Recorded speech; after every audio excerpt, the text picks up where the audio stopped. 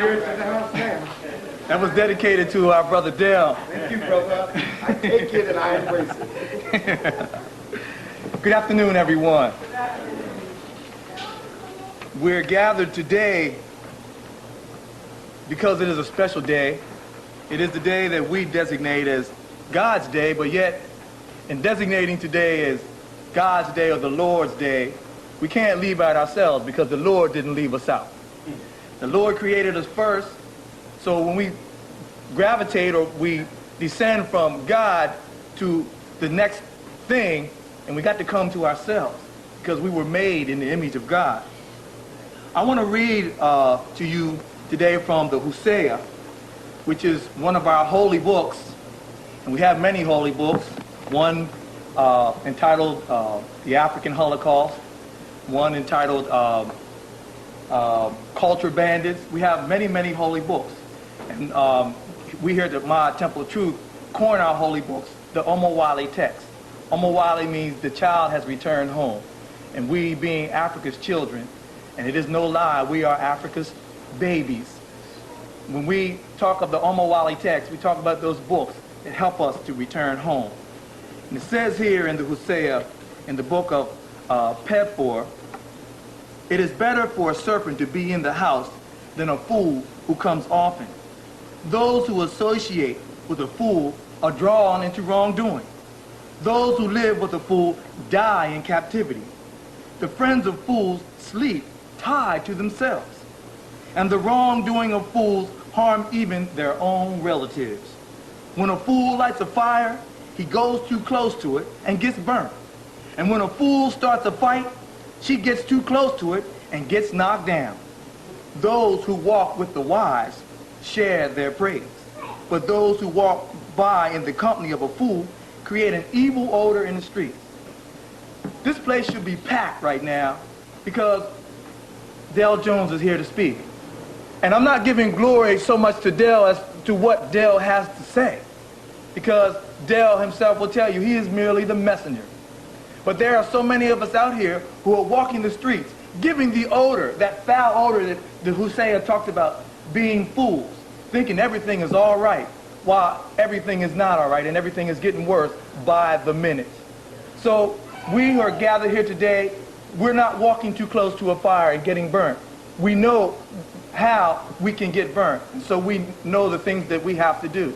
We're not starting a fight, powerless, and getting too close and getting knocked down. But we're here today gathering ourselves with the information that is being given by Brother Dell, that we may have some power. But we know that power comes from information, and information is power. So I ask you now to join with me in giving a warm, a hearty, and a loud African welcome to our brother once again who has decided to come and visit us and bless us with as many blessings of words of wisdom, our brother, Dale Jones.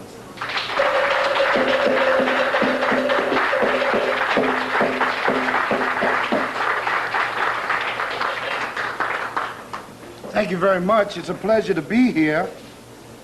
I have to be honest with you, I wouldn't be here if Io didn't promise me a sweet potato pie. I'm sorry, I have to be honest. I will never lie to you. I want my pie at the conclusion of the speech.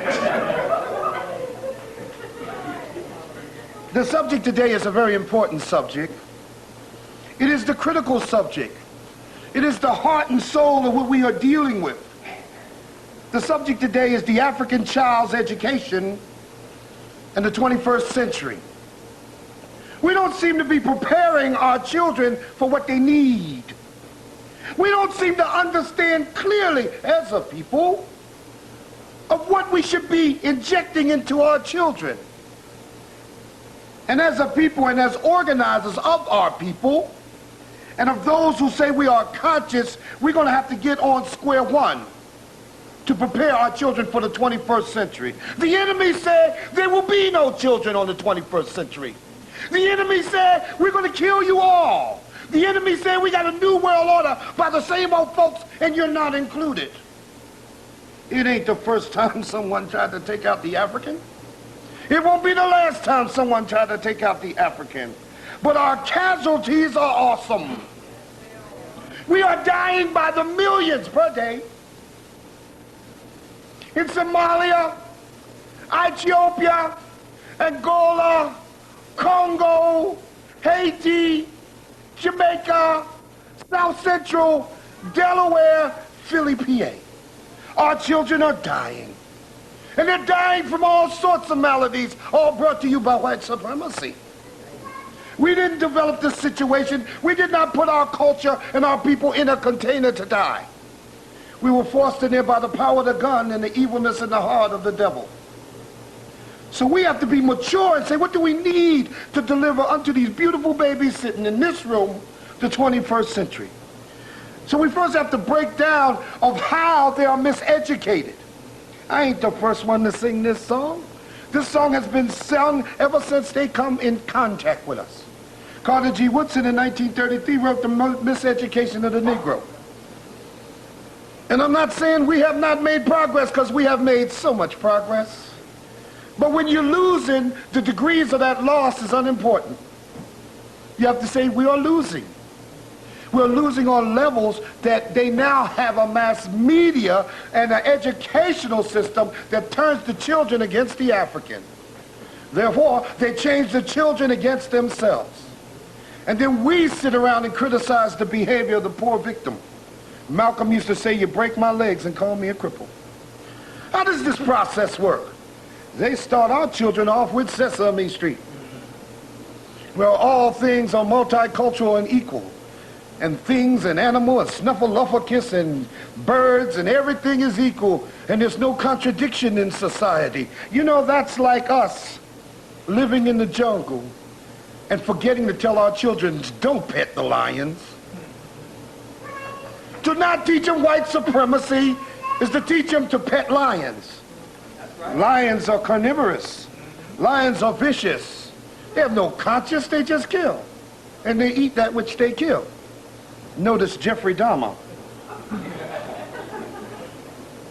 Yet they reflect to us that we're the cannibal. We, the people darker than blue, are some kind of cannibal. That's his story, that's not our story.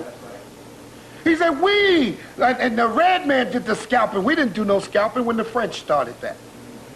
And then in retaliation when they did it, they say, aha, you started scalping. You a barbarian. We simply kill you. It starts with Sesame Street. And from Sesame Street to Get Set, thank you. From Sesame Street to Get Set, that's where they trap your child's consciousness. Instead of you teaching them Aesop and the African fables, and instead of teaching them their African history, that container is filled with something else. Talking about the wicked witch and burning people and shoving people in ovens and the Wizard of Oz and all this. And we sit them down, pat them on the head, and give them some candy and tell them to watch that. Sit down and watch Dumbo. It's good for you. Never realizing that Dumbo's about the African elephant. And it's only a Dumbo because it has the big ears and it's African lineage. We don't teach that because we don't know it. We haven't done our study. You can't teach what you know. Good intentions don't make revolution. You can have the greatest intention of the world, but if you don't know what time it seriously is, then you're going to lead your children right into the lap of the enemy.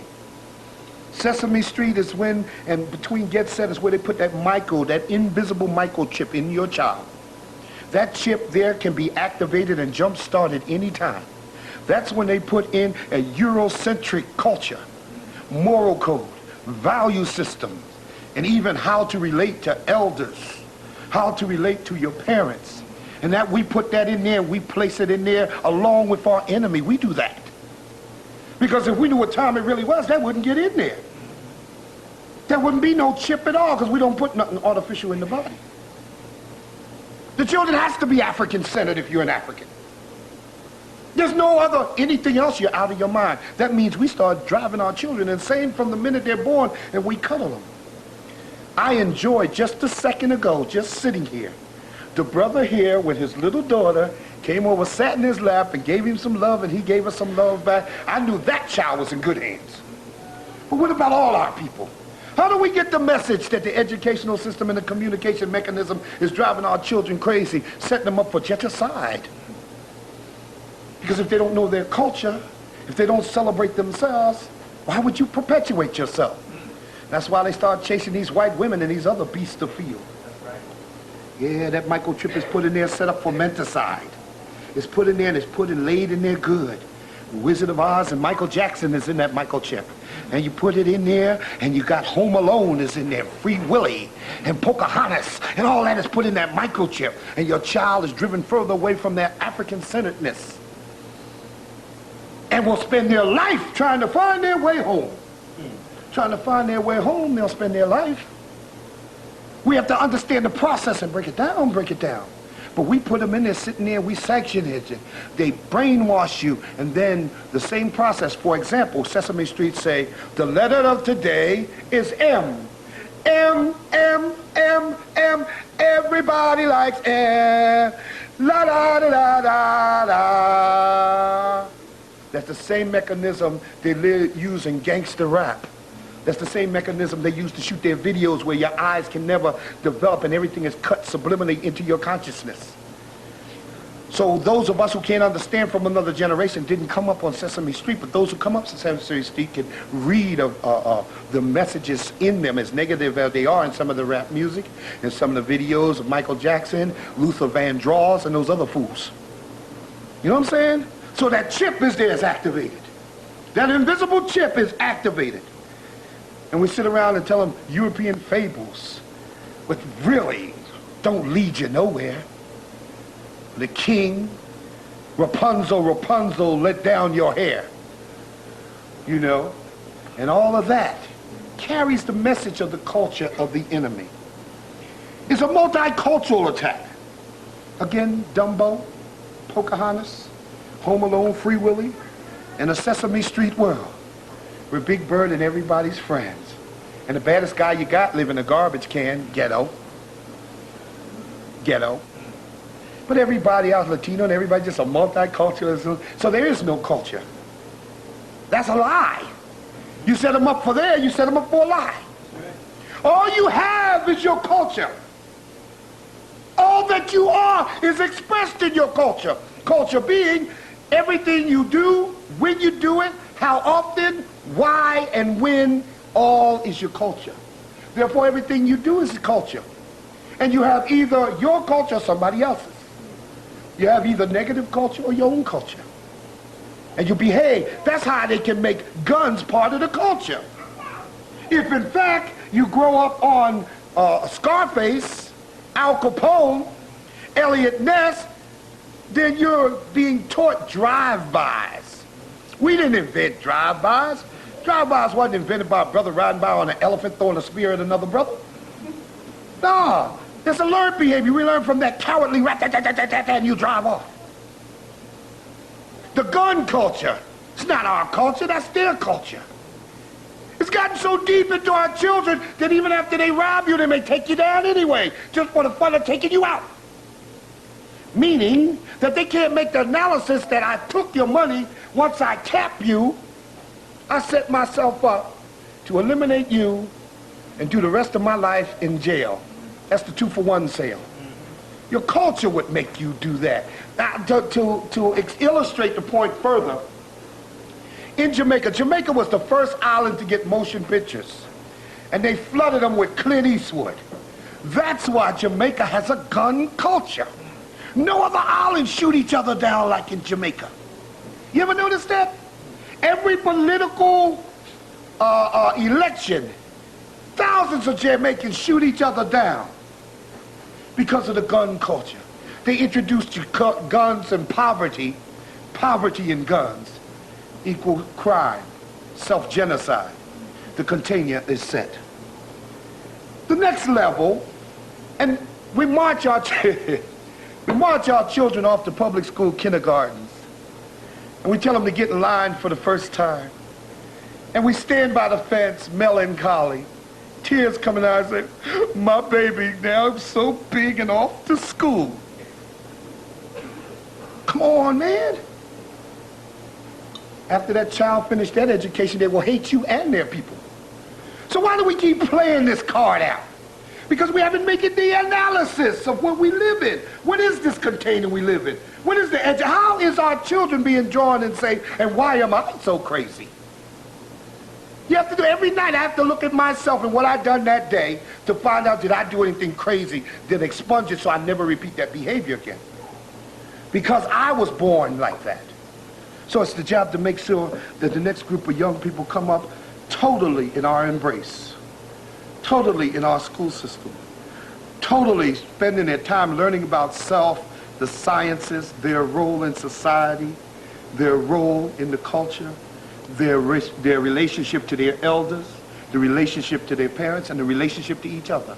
In the Academy of the Way, where our children go, which is our school, you're not allowed to talk about nobody's mother. You're not allowed to talk about nobody's clothes. You're not allowed to talk about anybody in the negative. In public school, that's the norm. Matter of fact, the teacher's talking about you.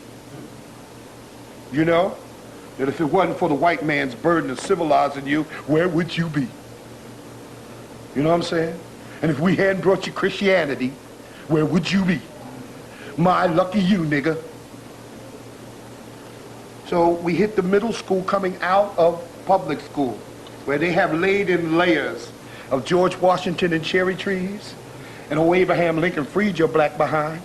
And also, don't forget, for you so-called revolutionary children, John Brown, who died for you. John Brown ain't died for you. John Brown was going to use you to lead a social revolution, and he would wind up king.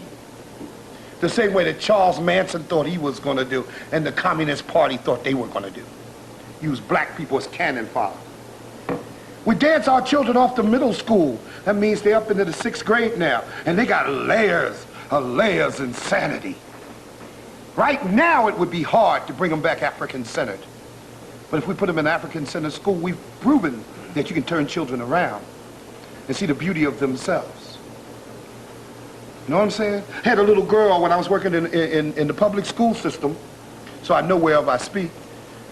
Had a little black girl, beautiful, her skin glistened. And they used to call her black this and black that and black this and black that. And I stopped, I said, do you know what? You're the most beautiful African queen I have ever seen. You're Nubian, you're dynamic. You look like Nzinga, Hassasut. You are so great. Don't go on, Mr. Jones, telling me that stuff. I know I'm black and ugly. 3 or 4 days later, she come back with a whole group of people. Tell him, Mr. Jones, ain't I a king? Ain't I a queen? Tell him, Mr. Jones. Tell him. She liked that. And from then on, I was able to feed her literature to further boost her. But as we boosted her up on the side, listen to me. The public school system and these private schools have your children longer than you have. They have them from 9 to 3 or 4 every day, 6 days, 10 months a year, 5 days a week. And they put layers of self-hatred in there.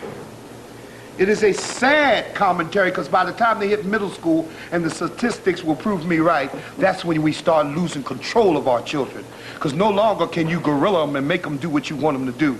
No more can you make them repeat what you want them to repeat. Now they start moving from class to class independently and not sitting in the same class all day. Now they must get to school themselves without your help, and some of them never even get there, to that bad education. Thank you. And now they're very hostile to you, because for 6 years, including Sesame Street and Get Set, they're taught to hate you. That they're the whitey is the baddest of the bad and the coolest of the cool. And they were addendum to white folks. When all the evidence that we have, if we laid them in their head, in their consciousness, that we were building inside toilets in great societies and doing eye surgery before these people even rumbled out of a cave. That's right. But we allow that lie to be told. And then we get mad at the children for buying into the lie that we set them up for. Think of the process now. A child is born into this culture. Born into it. They have no reference of nothing else. If I've seen the Untouchables and Scarface and that's what I know. Put that in my information diet, and that's my list of options. If I did this and that, where we can say, old people are good at doing this. And I call them old people because when your mind is old. Say, we weren't like these kids. What? All that gang war we did? And girls didn't get pregnant at 14 and 50. What? I tell them, go home and subtract the oldest child's age from their mama. So let's be real about that. That has always happened. We are no longer set up, and our family has eroded that we can't absorb that and make that a positive. Because every time a baby's born, it's positive. So we say, babies having babies. How dare us? And your children know. They say, look at the hypocrisy. Once you lie to your children, you got a credibility gap. You'll never get them back. So they say, you know how we dealt with gang war, brother? Yeah, we had the same thing. Because there's all kinds of gang wars. In middle school, they have section wars, where one class fight another.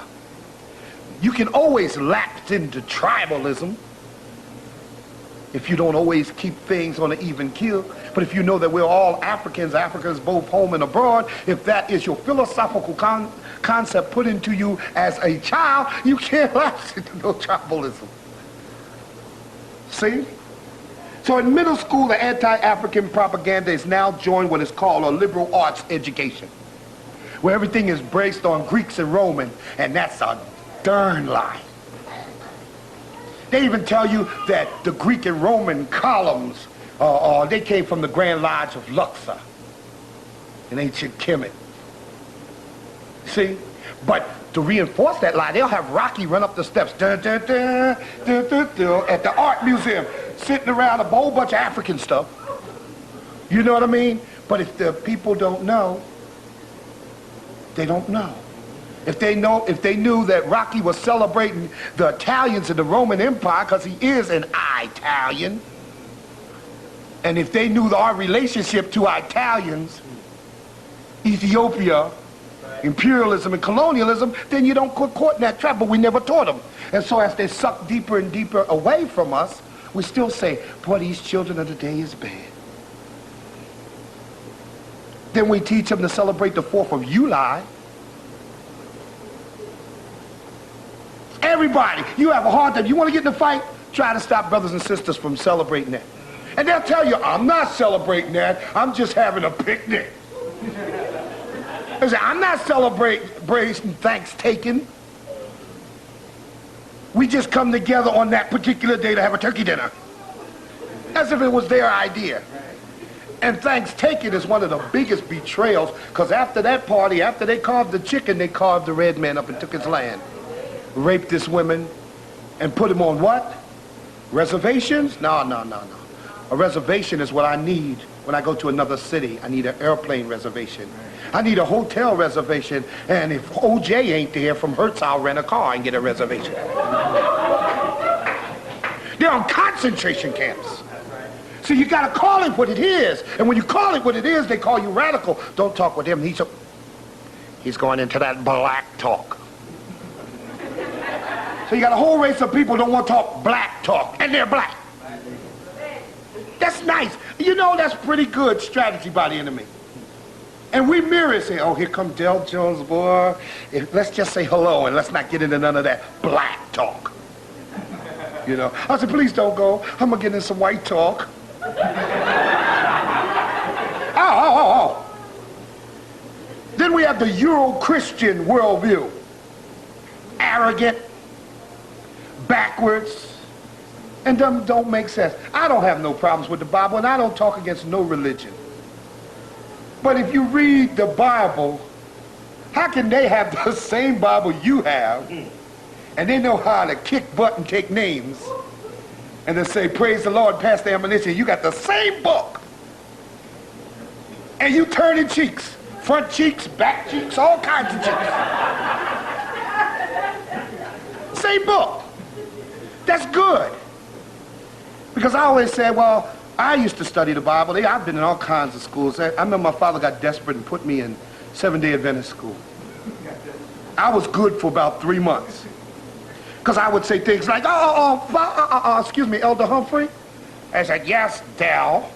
I said, could you tell me if there's Adam and Eve and Cain and Abel, and Cain slays Abel, and then goes off in the land of Nod and begot a whole city of folks. Who did he begin it with? Oh, that's sacrilege. No, I got a brain in here somewhere. And it tells me Cain and Abel, Adam and Eve, Cain slays Abel. One woman in the world, but he procreates. Now, will you tell me who that procreation was with? Get out of the class, get out of the class, get out of the class. I said, damn. I was a kid. So I asked my father. I said, Daddy? He said, yeah. Anointing my head with oil. And he used to slap me in my head. Don't play with the Bible, boy. I said, well, listen, can you answer that question? Well, man's not to know anything. I said, wait a minute. How am I going to believe in a system that you can't even explain to me? Did when Moses come down with the 10 Commandments and see them bowing and burying to a golden idol, did God say, oh, all right, hey, listen, hey, y'all, no, you know that's wrong. God said, Moses, tell those who still down with me to get over here. And those who are down with that golden calf, stay there. And everybody stayed there, he killed. Now, I read the Bible. Sodom and Gomorrah, what did he do? Did he say, please cut it out? He killed everybody.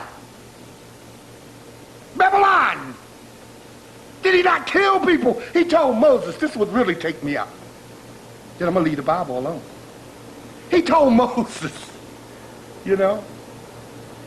He said, listen, let me tell you something. Tell Pharaoh to let my people go. He said, what, God? And then you going to kill Pharaoh? He said, no. Let's kill the firstborn of everybody. That wasn't logical to me. So I had Elder Humphrey. Wouldn't it be easier to zap Pharaoh? Ain't it kind of cruel to kill the firstborn if people ain't in power, have nothing to do with the decision? Shut up, shut up, shut up. Why do you question the Bible, you little heathen? I said, your mother's a heathen. Because I was from the hood. You don't bust me like that. He said, get out of the school, get out, get out, get out. And I walked out, and the kids, you know, they said, Dad. They pushed the radical or the one who will make you think away. So the rest of the children would be their sheep. And now them very people won't fight the white supremacy because they've not allowed critical thinking. Our people don't do critical thinking, you know.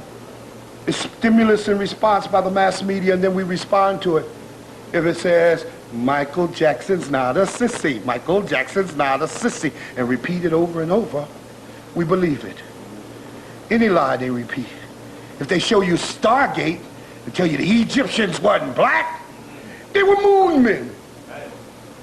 Since you know that we didn't build the pyramids, and it couldn't have been you, they know who it is.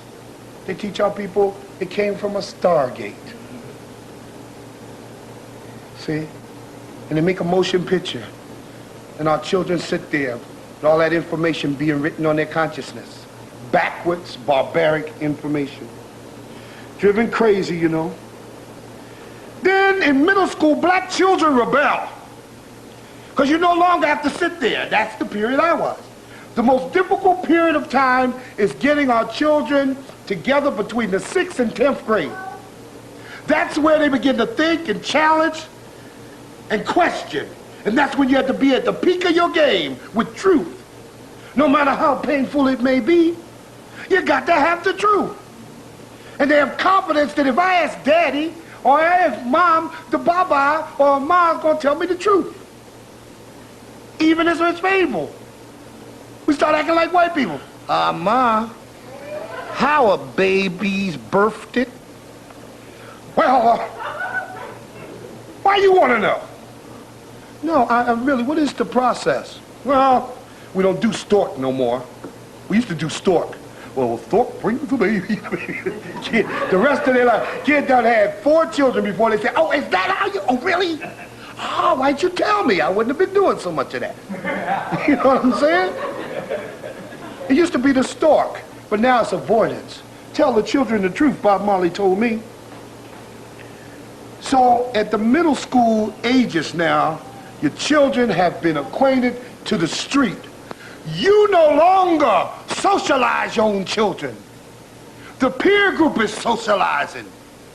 When you should have been doing your work to fortify them against a negative peer group, you didn't do it. Now the street dictates how they wear their clothes, when they wear their clothes, how they party, how they talk to adults and parents, and how they deal with other things. It's important to understand that. Once they hit the street, your impact is not as strong as it used to be. They no longer look at you in loving eyes unless they truly respect you and you kept those lines of communication open. Now they say, yeah, man, what's your mom tell you? Oh, later for your mom, man. Be in by when? Why are you going to hang with us if you got to be in by 12? Come on with it. Well, I'll tell you what, don't roll with us, but I want to roll with y'all. Well, what you doing? We playing the curve. We paying the curve. We selling drugs. We into this activity. We boosting cars. Or hey, just jump in the car and do some joyriding. Then, whatever you taught them by then, put in. It was done good in Boys from the Hood. When the brother went out to seek revenge and kill the person who killed his best friend. And as he rode in the car, it kicked in what his father taught him, that black don't kill black. And that's all they want us to do. And he said, stop, let me out of the car. And Ice Cube's character turned to him and said, you didn't belong in this car anyway. He was smart enough to realize that. So if nothing's been taught, there's nothing to kick in. What does kick in is Al Capone and Scarface, Batman, ninja this and ninja that. I'm serious. That's what kicked in. Because they don't understand the consequence of causing your own people pain. It's never been emphasized to them. So now your child is lost and a product of the streets. And we were part of the process of delivering them unto the enemy. Because we thought parenting is just food, clothing, and shelter. It's philosophies, cultures, your moral code. You know what I'm saying? The children on the street now, and part of America culture trap. It's the culture now. Don't take them down. It's amazing to me that we got so many dynamic young people. It's amazing. It shows the resilience of the African spirit. That we got so many dynamic hip-hop organizations. Scarface, Ice Cube, Lynch Mob, The Coup, Arrested Development, Desiree, and on. And on and on. But we give them no support. No credit. We even let Reverend Calvin Butts and them try to roll over our young people. Let me tell you how bad that is. Do you know how punkish that looked to your children? That you step to them and tell them it's gangster rap? And that we need to run over your... Yeah, there's negative in rap because they control the radio stations, the record companies, the publishing stations, cable TV, the press, the critics, and they give away the Grammys. They control everything. And they push the most negative of it. So instead of attacking Arnold Schwarzenegger, Clint Eastwood, Claude Van Damme, and all these people who in one picture will kill over 100 people, well, you will see the rape of several women or some sort of loose sex scenes. It's delivering culture to them. It's delivering the looseness of sexual behavior, anti-sexual behavior, and backwardness. It delivers freakism to them. One picture. But does Dolores Tucker and Reverend Calvin Butts attack Hollywood? No, they attack their own seed, who are the victims. Malcolm used to say, break my legs and call me a cripple. They attack the victim because it's easier and they get more money from the Jews to make fun of their own. And the young people rebel and start hating the old heads. And that ism schism then is like this.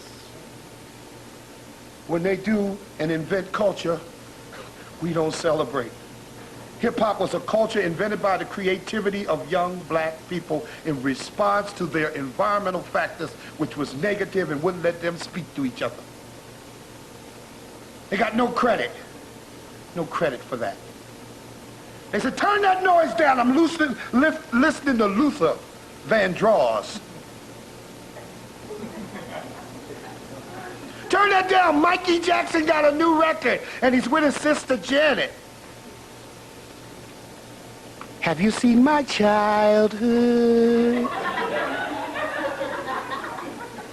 In my childhood, I slit my lips open and made them thin as can be. I cut up my nose until like a dog I see. Have you seen my childhood? I scraped my skin and got the blackness off. If he had a skin disease, if I had a skin disease to turn me white, I would use makeup black as it could be. I would use white makeup. Have you seen my childhood? And maybe you won't see that I'm with the New World Order. Maybe you won't understand that I'm being used against you and I'm pretending that you're victimizing me. Stop that pressure! Stop that pressure! Stop pressuring me! He screams at you. Shut up, turn that hip-hop, turn down Diggable Planets. I want to hear Michael Jackson's new picture. He pushes that Elizabeth Taylor is Cleopatra. Have you seen my childhood? That's a dangerous little boy. But we won't hear the Diggable Planets. We won't hear the coup. No, man. The only thing we hear is what they set up for us to hear.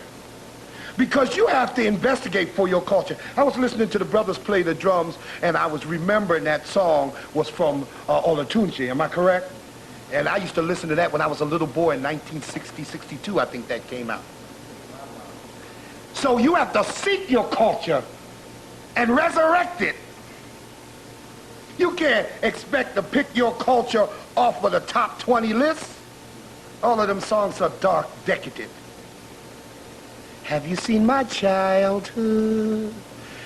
Cut off all my hair and scramble it in some Crisco. Slap it back on my head. Voila, instant white. Just add water and stir. By high school, if your youth get to high school after middle school and start playing the curve, start getting lost, and some just lose their appetite for academia, and we wonder why. Well, why don't you get good marks? Why can't you get? Why don't you study? They say, but everything I study say I ain't nothing. I'm tired of I've been studying that since Get Set. That I ain't nothing. Why should I have scholarship in that? And the people who do get scholarship in that are your biggest enemies, become your neo-colonialist leaders, become your politicians, become your tricky lawyers, and your judges who sit on high with black robes and send you away forever.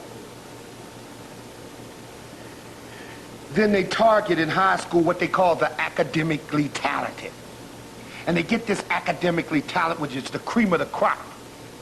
Those who could navigate through all of this and still get their lessons and get everything going. They say, you're academically talented. And they put them in special units away from other people. From the grassroots, because they're going to use them against the grassroots. And then what we're going to do is give you a little bit, do you want to play an oboe or maybe a cello? You ever wonder why I'm academically talented? What you like to play? I like to play conga. No, you don't understand. Would you like violin, oboe? No, I want to play conga. And then you're not the academically talented we thought you were. And the only way that child would want to play conga, would want to play the shekare, is because they were brought up in their culture. See? Then the rest of blacks are put in what is called special ed. They'll special ed you in a minute. You come to school with a headache one day and tell the teacher, leave me alone, I'm tired. You need to send him to the nurse. Kid needs some Ritalin. Needs some drugs. He has attention deficit disorder. I trip on that word every time. I don't know why, it just doesn't. Well, one day I'm going to have somebody in the crowd who don't know. I'm going to really be stumped. But I always have somebody in the crowd who help me, you know what I'm saying? So the rest is special ed, and the other ones are becoming little Greeks. See what I mean?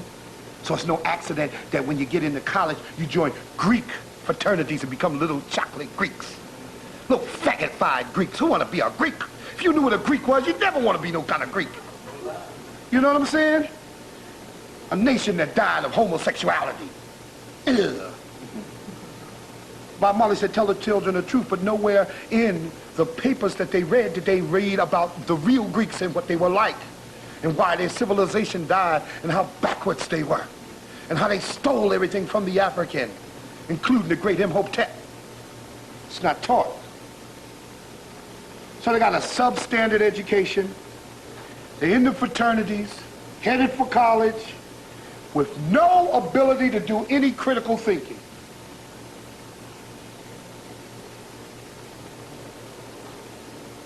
Any irrational thing brought to them, if it's said over Goebbels from the Nazi, the great propaganda said, if you repeat a lie often enough, people will accept it as the truth. So without the ability to do any critical thinking, you might as well be a vegetable. You might as well be an asparagus. You might as well just sit there, and that's what television does. You sit on the couch and you don't respond. You just let things be put into your consciousness. You know how I knew how heroin was used? The media had to show me. If they didn't have a film with a guy tying his arm and making that vein come up and then pop it in there, how the heck would I know? Believe it or not, the hood ain't like that where you can walk up and just say, oh yeah. Mm-hmm. They show and tell. You wouldn't know what crack was. They didn't push it so hard through the mass media. It's called reinforcing the negative. They got all sorts of terms for what they do. So going to college, the children are full of anti-African propaganda. We're talking about most of them. And what do we say about college? Now, you need to go to college to get yourself a good job. You want to work, don't you? Yeah, I want to work. Well, you get a good job, you got to get some education. Okay, Mama. Get good marks, because you need a job. Give me a job. We're the only people who deliver a job mentality to our people. When the Chinese come over here, don't they develop a Chinatown? And don't they keep their culture intact? And don't they trade amongst themselves? And don't they set up little restaurants and support each other? When the Koreans come in here, don't they come together and keep their culture intact? Don't they set up their little businesses? Don't they pray to their own God? When the Vietnamese come over here, well, don't they set up their own stuff? Do they come and say, well, I need a job? Marcus Garvey taught us we need to own everything. We must control the hood. Once you economically control the hood, you control everything. Once you economically and spiritually, culturally and politically control the hood, then you can develop your children as you see. But we still have that mentality, and that's why I'm glad affirmative action died. I shot it. I shot it. We need affirmative action. It never worked anyway. Kick all the crutches out now. We're going to the 21st century. No jobs, unemployed, undereducated, in the mass. But in the main, we spend billions of dollars, and we got some of the most dynamic scholars in the world. I'm talking about working on NASA, inventing things, and being all over the world. We don't pull that in to have it work for us. We work for other people. It's just like on Black History Month, we always celebrate, what's his name? The guy who developed the stuff with the peanut? George Washington Carver. All right, we celebrate he found out what to do with the peanut, but you're really celebrating DuPont, who learned how to make money off of what he came up with. And the patent, everything he developed with the DuPont. So we say, yay, we celebrate Crispus Attucks. And Crispus Attucks was supposed to be at the Mayak Temple, but he said, I'm going over to see what these white people are doing. I'm going to their meeting. Caught a bullet in the brain. Why am I going to celebrate some dummy at the wrong meeting? Who died for them? Our children are in college. I remember when I went to the University of West Indies at Mona in Jamaica just to do some independent study one summer. Man, I walked through their library, and you can walk through the library in Nigeria and any other place in Africa, and you will see the development of the colonial mentality, a curriculum of white supremacy in the heart of Africa, in the so-called Caribbean. We don't use that in the islands. Carib means cannibal and wild one. We don't use that term as a racist term. And we read from a curriculum of hatred that develops hatred in us. We have no resistance to the propaganda, not really. We accept it and repeat it. That's why people will say, here you come talking that black talk, because they set up not to even hear you, not to even see you, dying all around, blood running down the street, babies stuck to the curb, dying globally by the millions.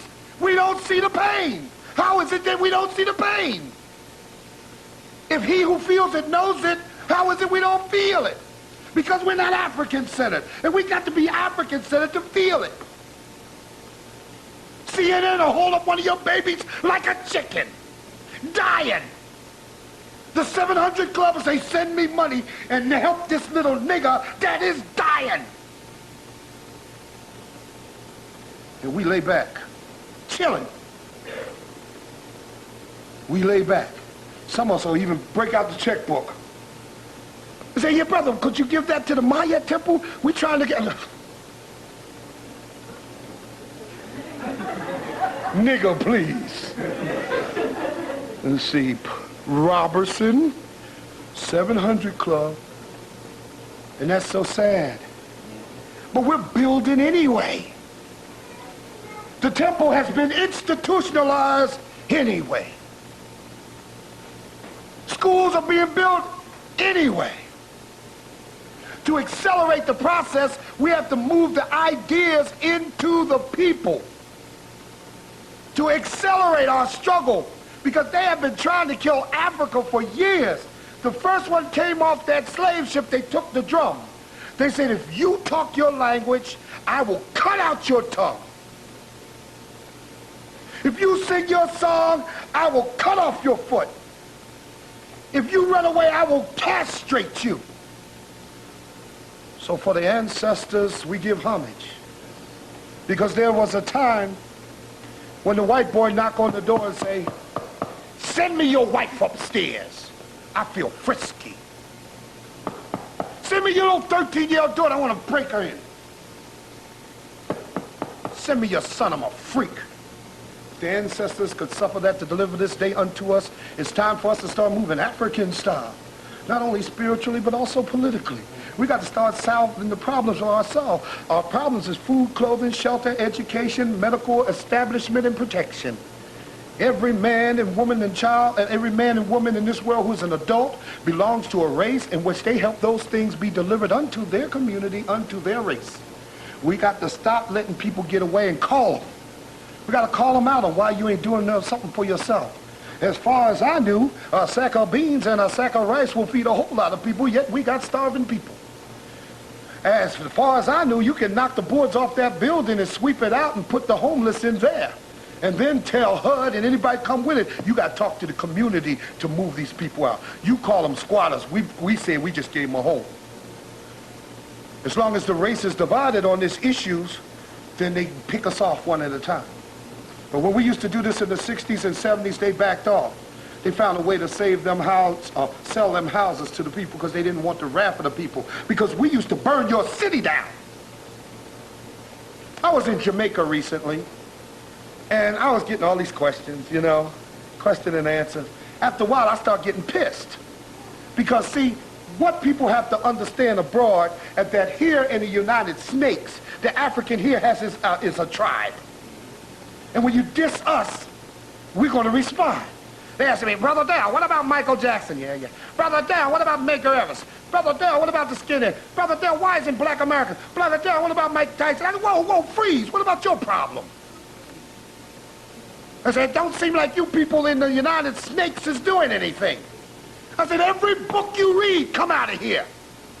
The scholarship come out of here. Don't let us get divided on that. We don't play over there. You just know what Jet and Ebony and CNN tell you. We don't play. How many cities have you burned? We've burnt over 50. And the last time they played the Rodney King thing, we did a little torch job there. They went from Canada all the way from California to New York, in through Philadelphia, down into Tallahassee and whatnot. We just need to organize and stop picking up. Don't step to my tribe like that. I said, well, Brother Dale, I said, you got Mormons riding around on bicycles. We call them morons. Riding around on bicycles, handing out Bibles in your hood. You gonna tell me I got a problem? You better get with that. I remember a sister from Nigeria told me, said, Brother Dow, I love your message. Why don't you take your message to Nigeria and help them get that? I said, well, I'm in freeze. Why don't you go home and do that?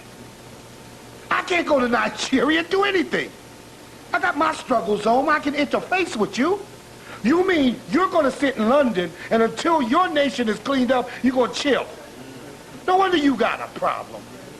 What do you think we in the States are? Your cannon fodder? We won't be nobody's kin. We are your brothers and sisters. And we will die on the battlefield. We'll lead the charge. But we're not going to have you sit back and chill and say, oh, maybe they'll get over to Trinidad and come to clean us up.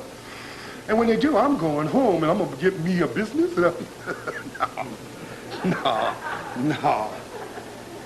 So Mutabaruka started laughing because he knew I was getting kind of hot. You know, we've got a collective problem of global white supremacy that can only be negated through global Pan-Africanism. There's no finger pointing. You do your job in your area, I'll do mine in mine. I'll help you in your area, you help me in mine. But I can't go to Nigeria and lead the struggle. Y'all can't even clean that up. You know what I'm saying? Yeah, you agree with me, don't you? So our children in college and they're trying to come out of college. Only a percentage is concerned with how they will use their skills to help their race. Most of them is in a Greek family and looking for a job with IBM and the FBI and the CIA. They're the very same people who's running the game on us. Some of them want to be Negro leaders in the next Jesse Slaxton or the next Louis Farrakhan or whatever. Everybody wants to be a star. Everybody wants to be a chief, no Indians. We need to deal. We need to deal African style. So, here we are. We are evaluating the education of our young people, which make them so crazy. The same education that made us so crazy, and it's time to break it off.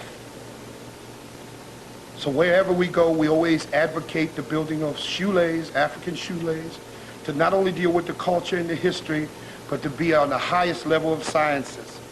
My children have graduated from the Marcus Garvey Shoelay. I have some kids in the academy of the way, and they always bust the standardized test.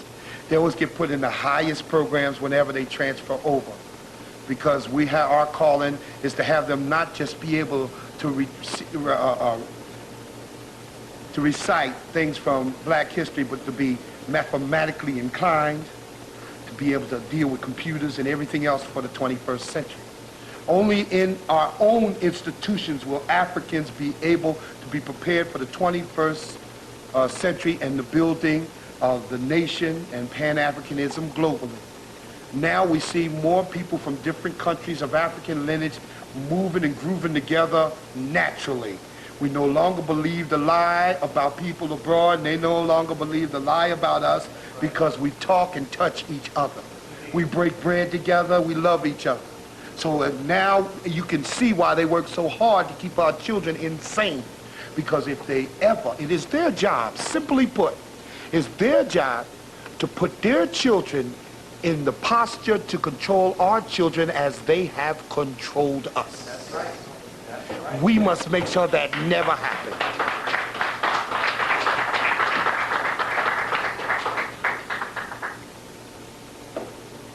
All over the country, black student unions invite us to speak. And they struggle on their campus. I have met some of the most dynamic young people. I've met some beautiful young people. I feel it is my role as no leader, but as a conduit to make sure the black youth come together and begin to set their agenda. Not they'll give them agenda. We always building a container and trying to pour people in it. You get the people together and we build the container. And then once you have a consensus on that container, then we'll all work together instead of saying, well, we deal on the cult of personality. And Dell was our fearless leader. And he's dead. They killed him. And Omar Wally, you remember him at the temple? He's no longer here. You notice I got you shot too. I'm going to get shot by myself.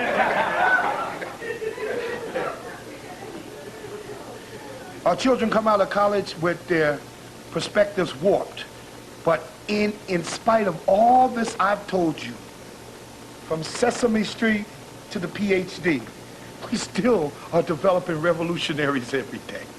Young people who will die for their people, who live within inside their culture and ready to build something. All we have to do is help them out. In the 60s, I turned to an elder and said, we're black and we're proud. Pops, he said, you're black and you can't help it. You need to sit down and stop burning these cities. And I said, if I lived from that epoch to this epoch, when young people ask me something, I would have an answer. I would have a perspective. And I would have built that on those who have come before me. And they're supposed to take it and take it to the next level. And we need to pass that torch on. So we're going to be involved with getting young people together with the most dynamic elders we have. And making sure that they start from where we left off, not start from where it all began. You know, where we left off.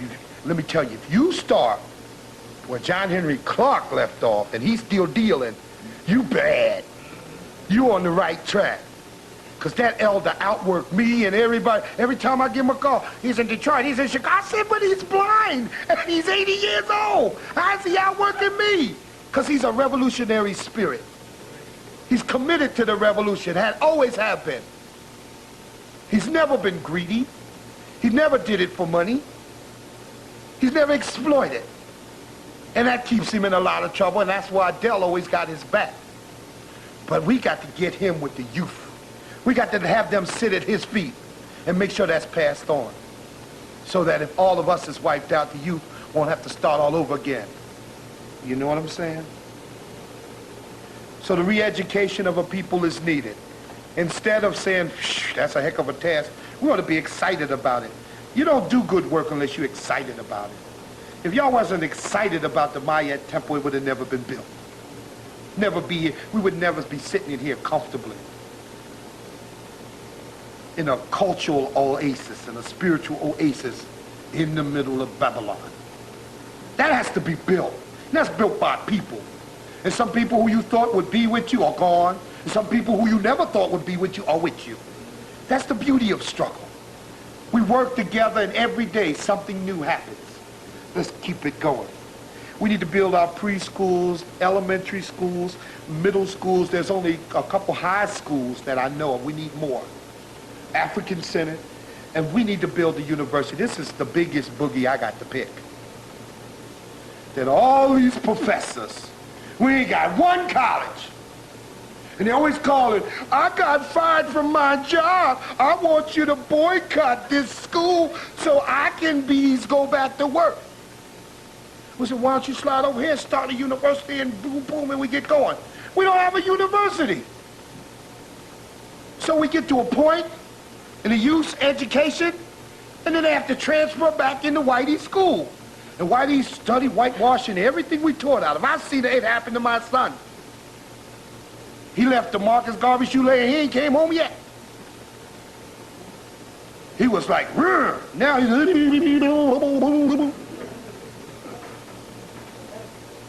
So I know what can happen if you don't keep the fidelity and keep building. I know what happened without the support. And let me say this. Let's make revolution comfortable. Let's make it successful. It has to be successful. Do you know there's more rewards for treason than there is for loyalty? No matter what we say about Mikey Jackson, don't you know the kids know he a billionaire? Don't you know they know that Queen Latifah got plenty of money? When she went from the Queen Latifah to a schizo and living single. Loose morals, simple. So they can buy out your heroes and sheroes and then make them do their tricks like trained puppets. 1 minute, Bobby Seale with the revolution, next minute he's selling barbecue sauce. And we got to know that's what that will do for you. So we have to make sure that if you're building, like Garvey did, take care of all the needs of the people, then the less people would sell out. Because some people can't stand the struggle of poverty. And revolution don't mean poverty. Being a nationalist don't mean poverty. Matter of fact, it's all designed to drag us all out of the mud. We need to understand that, you know? And then they won't be bending when them little white girls come by. You a revolutionary, you so strong. I guess you got big muscles.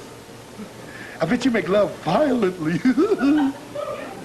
Well, Daddy sent me here to Jamaica with some money. Let's go up in the hills, buy some of that good ganja. And let's have some fun. You know? And that's how AIDS is passed. All through Haiti, all ports are called. You'll find AIDS. Because prostitution is not developed out of weakness of individuals, but social and economical circumstance. See what I'm saying? So, now that I have given you my lecture, these are the words of wisdom today. We know that what we got to do is interface with our young people and let them know we got their back. Sometimes it means we got to go up to school with our whipping stick with us. You know? Say, Daddy, the teacher got on me today because I said Malcolm was a hero. So, why did you say Malcolm wasn't a hero? Well, and when he see you stand up, say, how can you tell me the pyramids wasn't built by Africans? Did he not bring you his sources? Did he not bring you the scholarship? Did he not bring you words from even your people of the day who glorified the African? Then step off and correct that mark, or you're going to have to deal with me. Instead, we say, well, that's why, just give the teacher what he wants. Just regurgitate what he say. Capitulate and get your mark. You know better. We're not ready to fight for it. The young people say, why should I fight for it? Again, I say we have a dynamic young people. We have a beautiful young people. And it's our job to, when we look in their eyes, see ourselves. Remember what it was like and what it felt like to be at their age. And you could never go wrong with how you deal with them. Remember how you thought at 12 and what your interest was. Go where they are. Don't try to always pull them where you are. And we got to make sure that they can make the critical analysis on the mass media. We talked about academia, but the mass media is the knockout punch. Because that tell you the lie that Pocahontas loved Smith when she was nothing but an 11-year-old girl. And they never did get together. You know, and I listen to white critics. He say, well, that's not important whether she was a young... See, a lie is never important to them because it's in their interest. What is important is the spirit of white and red coming. They got the nerve to say that because nobody can stand up and say, you people are dishonest and need to be dealt with. Finally, the worst enemy of African people, education and culture, is integration. Those who still want to integrate amongst us must be brought along to see the power of dealing with self. So, the reason why we have so many integrationists is because we have produced nothing but words. It's time for us to produce institutions and services to deal with ourselves. That takes volunteers, that takes supreme love. That take opening a soup kitchen, maybe 1 or 2 nights a week, to make sure that those in the hood who are not eating, damn the problem. Can't say, well, you're a crack addict, you don't deserve to eat corn. Still got to eat. The alcoholics still have to eat because that's a sickness inflicted upon them by white supremacy. See? So it's important that we begin to remember, and whatever we do, because we're African-centered now, arrogance does not go along with that. 10 years ago, maybe you wouldn't have been sitting up in here on a Sunday talking that black talk. 10 years ago? No, I was with John Travolta. You know what I'm saying?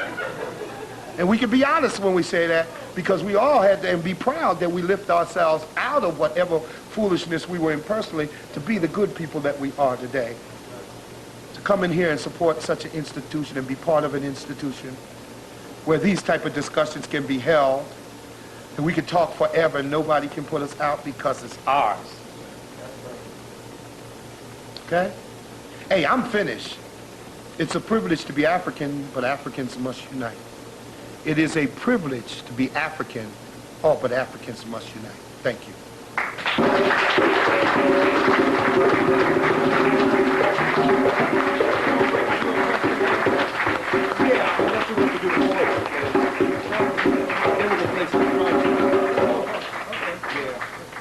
Whatever you want. You want to do the Q&A first? Yeah. Okay. The good part of these meetings is a quick question and answer, because sometimes we create more questions than we answer, and then sometimes, most of the time, people in the audience have things to add to fill out the program, to fill out the information. Information don't come from one person. This is, we teach, you listen, I listen, you teach. And that way we maximize our collective intellect. So do anybody have any questions? God, I must have done a heck of a job. Oh, all right.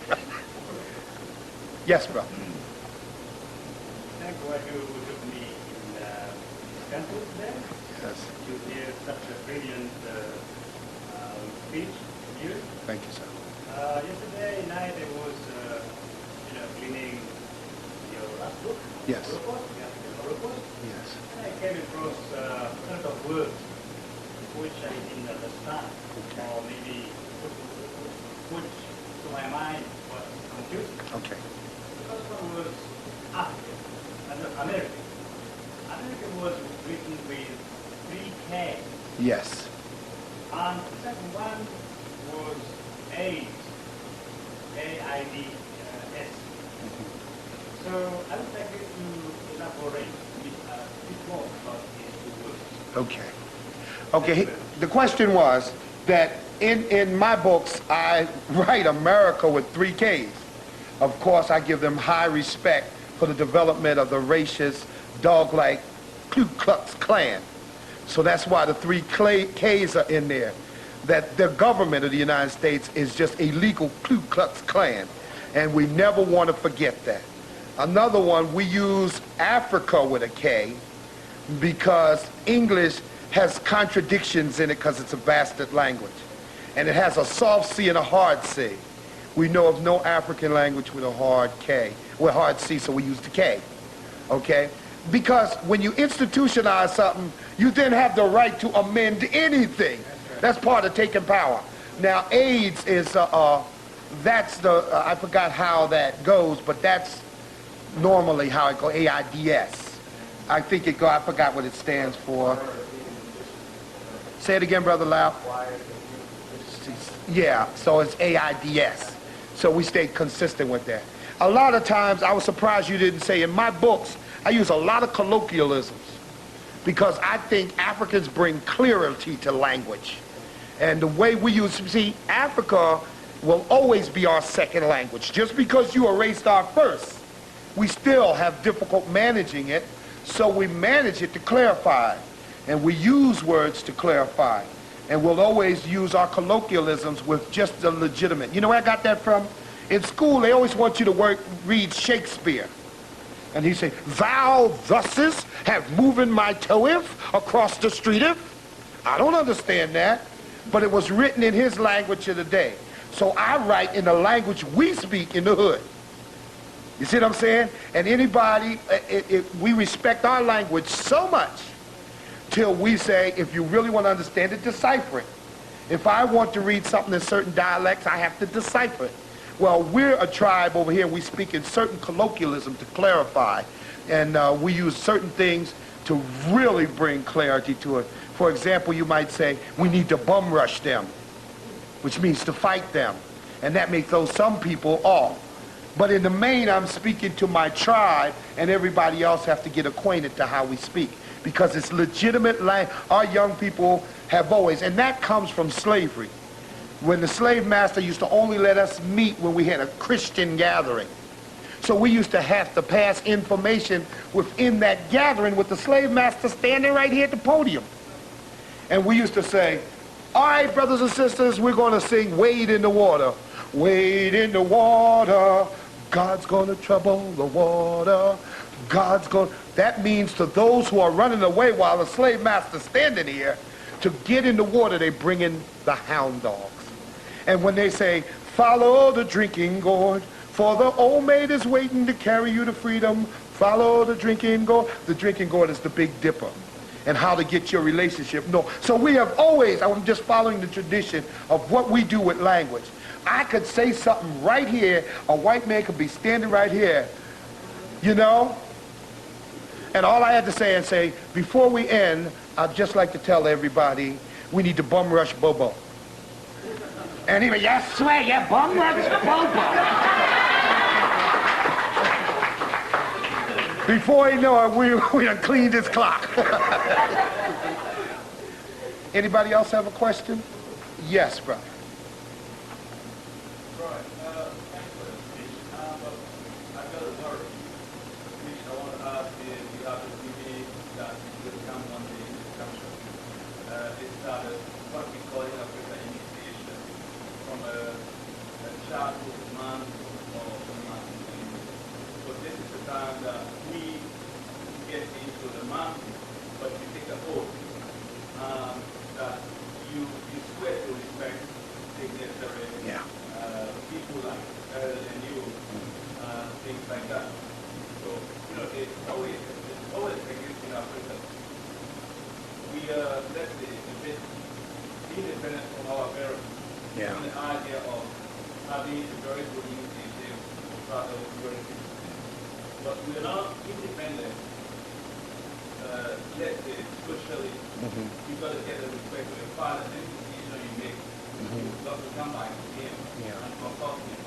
But I think here in America, it's not the same. Like that here, I don't know very well, but I see all of you dressed like Africans, pretty like Africans.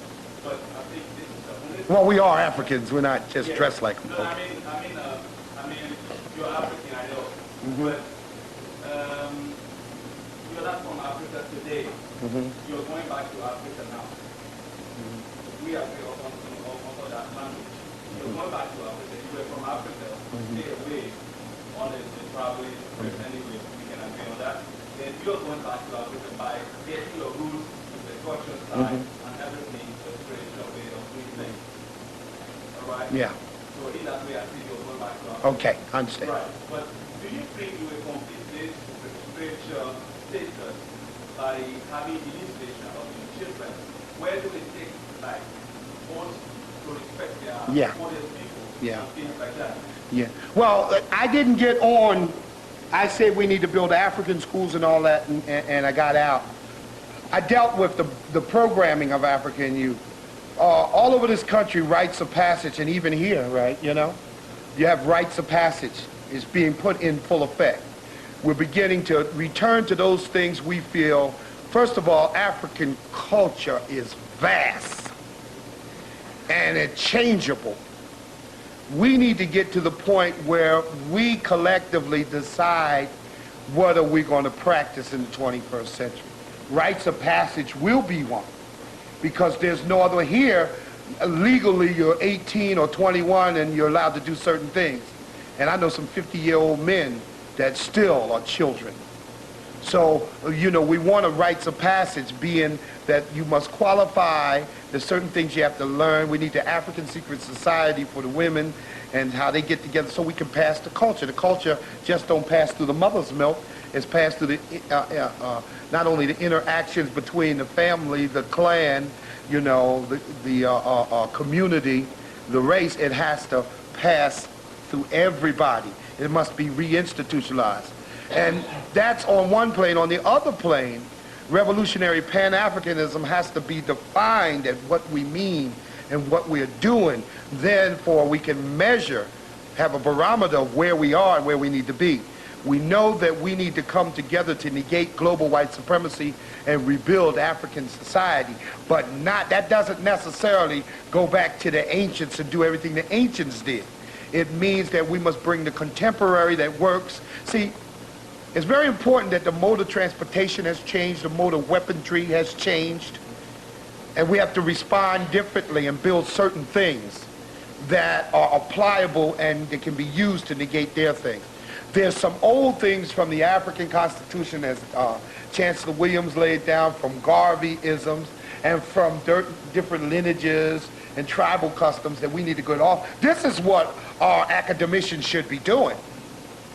To go in, and then we have to find out, can we come up with some kind of consistency? Not maybe the same thing, because to say we'll all agree to the same thing, but in principle, we need principle unity, principle peace amongst each other, and we must have goals of, we have different ideas of what freedom is. Yes, one minute freedom is that I can do within the confines of this structure what the white man can do. Well, hell, that ain't freedom to me. You see what I mean? Revolution overthrows something and replaces it with something else. Revolution, you must take the land. So Africa must be taken back. And that's why the struggle is to make sure. Right now, you have in the Sudan and all up in North Africa over 1 million African slaves. You have slaves in 1995 in Mauritania. See? So we have to alleviate these problems. In the Sudan, the Arabs want to come through the Sudan, into Uganda, into Tanzania, into Kenya, and Arabtize all of that. The Arabs have always been our enemies, you see. And up from the south, with Nelson Mandela and de Klerk and them, they're moving on up. With UNITA in Angola destructing the peace. And in Mozambique, the reactionaries there, I can't call their name for a reason now, are coming up to destroy any rebuilding of African society, because these are rich zones where resources that white supremacy needs are there. Now, let me make a quick say right here. The reason for a new world order is because we are militarily defeating white people. Now, you may say, well, where did he get that? The fall of Angola, Mozambique, Guinea-Bissau, the fall of Zimbabwe were military victories by the African warrior. But our young men don't know that. Even black writers won't write that's a military victory. That we dismantled Portuguese colonialism. That we dismantled British colonialism. Now we need to move neo-colonialism out of the way. So that all came with the gun. We didn't pray for it. Nelson Mandela, he got out of jail on the basis of that the South African army was trapped in Kita Quatavao in Angola. And the part of America and Britain said, well, don't kill them all. What if we got out of Angola forever? What if we gave SWAPO Namibia and turned it over to the Africans like it was supposed to be 15 years ago? What if we freed Nelson Mandela? And that's how that deal was cut. From a military victory. Nowhere do we celebrate our men who take back the land. Nowhere do we sing that song to our children. Nowhere we think we prayed for that and got it. Therefore, the strategic materials in Southern Africa was now surrounded by Mozambique, Zimbabwe, Zambia, Angola, Namibia. They knew that they couldn't hold it. And they need those precious minerals to run their space program, for their nuclear capabilities. See? Gold and diamonds for the backing of their currency. No one's telling the story right, so that we see the logic of their moves, and we can't counter their moves with our strategies and tactics. We don't know what time it is. So it was the military victory. Huh? And they tell us study war no more, while they get neutron bombs and all other kind of bombs. What happened then is that because of the imminent fall of South Africa, they moved to neo-colonialism with Nelson Mandela. You don't have revolution unless the land change hands, unless the have-not becomes the have. If in fact the clerk is there, the butcher of Soweto, and if all the white army's there, If De Beers diamonds and Goldman and Sachs still control the resources of the land, there ain't been no revolution, Nelson Mandela or not. And what makes it bad is that when the people come for their freedom, who is the head of state that must put the army on them? Nelson Mandela. They're good. Because we don't understand neo-colonialism. We refuse to understand. Well, the young people coming is going to understand that. The young people in Zimbabwe, the PAC, the ANC. Now, people come up to me and say, Dale, why are you so against Mandela? I said, well, I've been against Mandela since the Freedom Charter in 54, 56. He was always an integrationist. He was always controlled by Joseph Slovo of the Communist Party in South Africa. Now, brother, how did you make a decision to support Nelson Mandela? I said, what other African leader did you know? Name one person. Duh. What other African organization in Azania do you know? Name one. Duh. Well, how did you find out the story of Nelson Mandela? Because I've been singing the story of political prisoners for years. On HBO, with Danny Glover, from CNN, who say support this as the heir apparent to the throne, because they knew that people like Steve Biko must die immediately because they would never compromise the freedom of African people. So they killed Biko and put Mandela's soul on ice as a trump card, so when they need him, they brought him out. This is a political analysis, and this is what I'm talking about, critical thinking. So if your child comes to an educational system where they never critical think, we then must teach them to critical think. To put information together to come up with an analysis based on historical fact. Not, I believe above the storm, the smallest prayer must still be heard. Anybody can believe what they want to, but when you talk politics and social transformation, we have to talk fact. So I understand what you're saying. The good part is that we have to rebuild everything.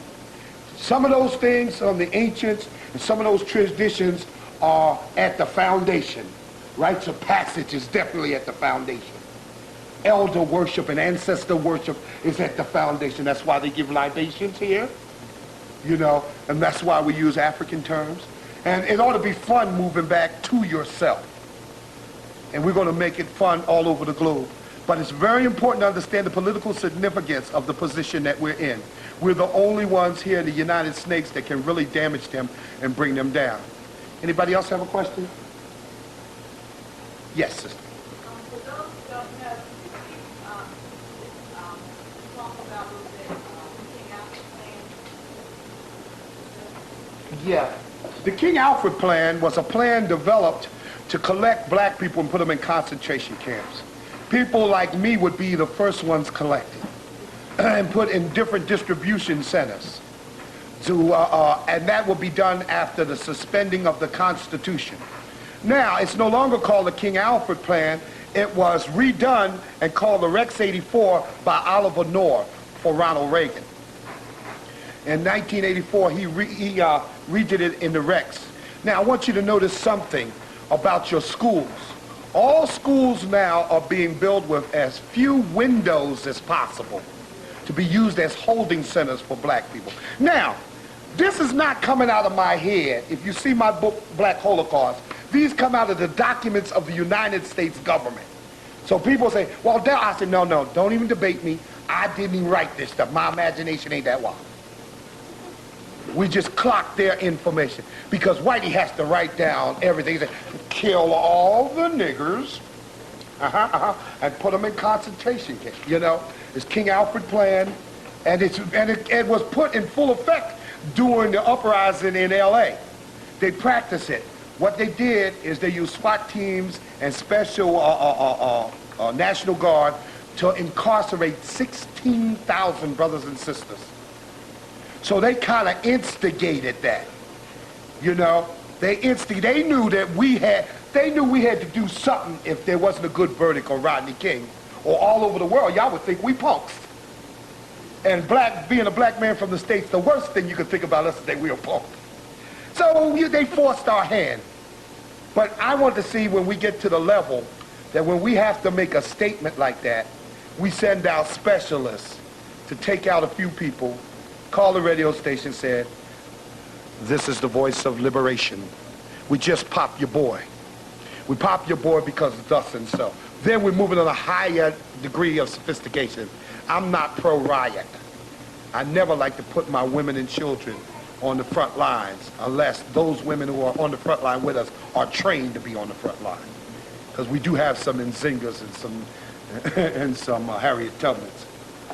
You know what I'm saying? So it's a plan to, it's a very important plan. Now, this is my problem with Farrakhan's 1 million man march. This is my problem because, look at this. If I'm your enemy and every night I put myself in my enemy's shoes, I know him so well I can predict him. If I'm a white guy, first of all, and you say you're going to bring 1 million black men to me, women and children stay home, first of all, that's an act of war. If they said they were bringing 1 million troops to Wilmington, Delaware, in the middle of the black community, you would consider that an act of war. If you said they're going to have a Ku Klux Klan march down Broad Street in Philadelphia, we would consider that an act of war and greet you accordingly. So the prospect of bringing 1 million men to Washington, all I would do is put in some agent provocateurs, which they're good at. Throw some firebombs, make the crowd scatter, film it via satellite to CNN and across the world, to say blacks have come to take over the capital of the United States. We declare martial law, suspend the Constitution, and they have the excuse they wanted to institute Rex 84, King Alfred. Now, that's the downside. What's the upside? Farrakhan get to make a I had a dream speech. Did you know they charging $25 a head registration? And if my math is right, 1 million men times 25 is $25 million. Funny, Dr. King and them didn't charge you. I've never heard a march charged. Yeah. Listen, we have to really be careful. What we have to do is get in the position to put into place things to support our children's future. We don't want to move on things too fast that we're not incapable. Hell, they're collecting guns, the National Rifle Association, the militia, the Americans, and we're selling our guns for $25 for a pair of sneaks. We haven't even had the consciousness for us to be armed yet. Because we learned in the 60s, a gun in the hand of the fools shoot our loved ones. Revolution is a process, it's not an event. Revolution is a process, it's not an event. Revolution is a process, it's not an event. The revolution started when they snatched the first brother. We have never stopped rumbling. There are different stages of the revolution. And there's different things you should be about in the correct stage. So we need to be building about and continuing to build the African consciousness. First of all, a revolution comes from the people being in arms. If you cannot go as a revolutionary, I can't, because, you know, I'm a spokesperson, so I'm above ground. If our guerrilla fighters can't disappear within the masses of the people, then the people are not ready for armed struggle. Because the guerrilla must disappear within the people. That's why in Vietnam, in Angola, in Mozambique, in Guinea-Bissau, they slaughter the people because they don't know who the revolutionary is. And they know that the revolution is the people. That's why they slaughter a whole village, because it took the village to, in some sectors in the revolution, after they grow the crops, they say, this is for the people, this is for the boys. This is for the people, and when the boys roll through, there's your grain, there's your rice, there's this, there's that. Yeah, y'all, go ahead. If you don't have that, you can't run the armed struggle. So we're at a different phase where we're trying to institutionalize in our people's consciousness, not only to resist, but to really be ready to build and maintain. The hardest part, the armed struggle is the easy part. The hardest part, the real hardest part, is to build an institution to support the revolution. That's the hardest part. That's the work. Anybody else have another question?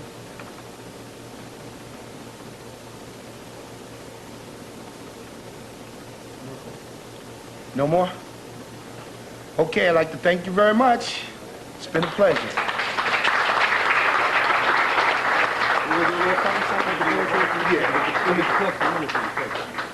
Let's do the form first. Okay. No, I do have one question. Yeah. Can you share that thought? No. Did you speak? No participation. No. Did we want to do something with the drummers? Quick poem or two? Where's what you? We want to do a little something because Io said if you get the pie out of me, you're gonna do poetry, you're gonna buck dance, you're gonna do a little step and fetch it, you're gonna do a little bit of everything. So, just give me a rhythm and I'll give you a poem. Okay?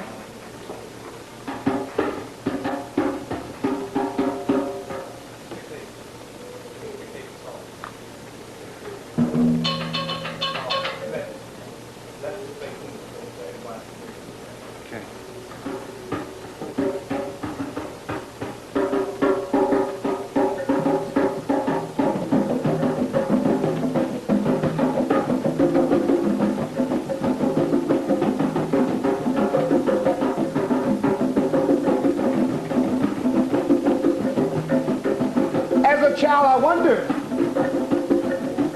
but as a man, I knew. As a child, I wondered, but as a man, I knew. Broken dreams and promises, bad news with posted shoes,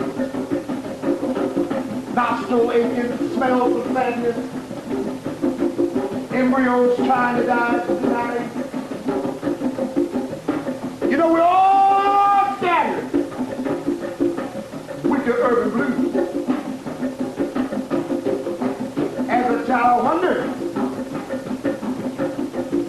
but as a man, I knew. Just on a shingle,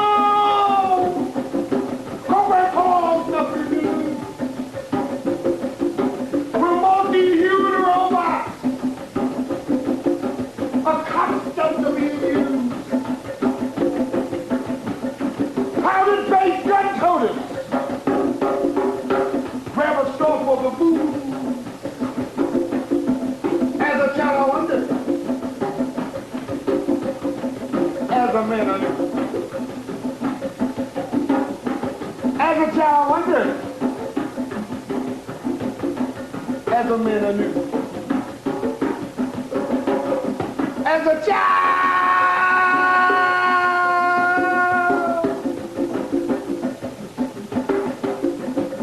as a child,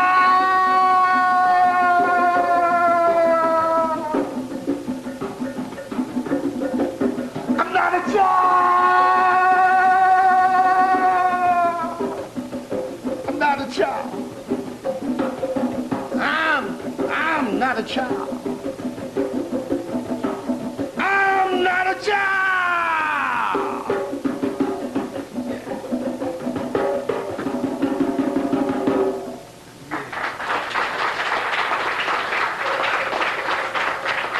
Give me another one to see what I can find.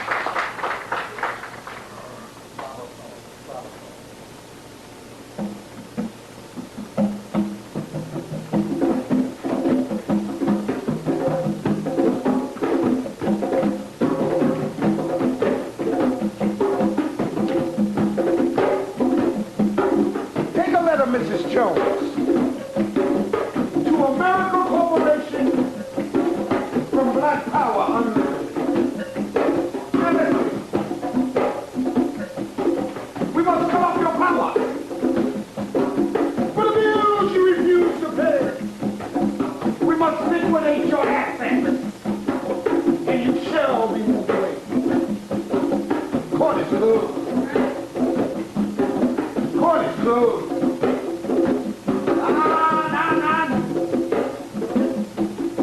Court is closed. Employment maybe 5 years we'll find out when that court is closed.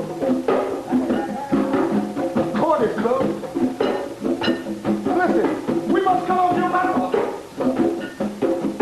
for the bills you refuse to pay. This unbelievable sum, it shall be paid today. No sham, no shut. We'll help you get away. Collection will be at midnight.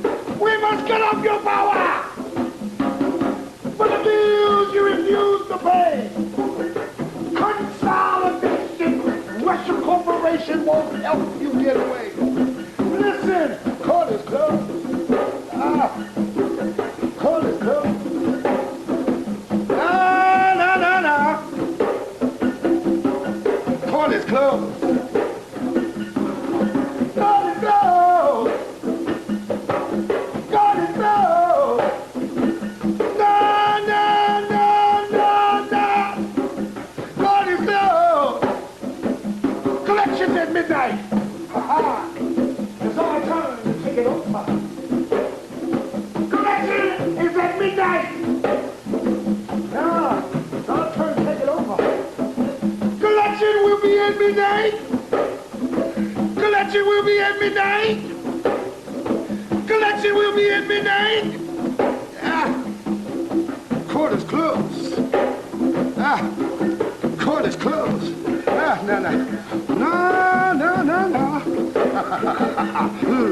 Court is closed. Get that white one over there. Court is closed. Zombie. Court is closed. Malcolm, baby, now. No. Hey. Court is closed. It's Ziga. Court is closed. Hot shot point. Court is closed. No. Get that. Whoa. Hey. Behind the tree. Get him hot. Get him hot. Get him hot. Yeah. Uhuru.